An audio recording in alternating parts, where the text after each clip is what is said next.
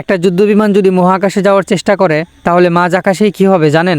ভাবুন তো, আপনি একটা যুদ্ধবিমানে বসে আছেন আর সেটিকে সোজা মহাকাশের দিকে নিয়ে যাচ্ছেন। শুনতে অসম্ভব মনে হলেও প্রশ্নটা একদম বাস্তব। একটা যুদ্ধবিমান কি আসলেই মহাকাশে যেতে পারে?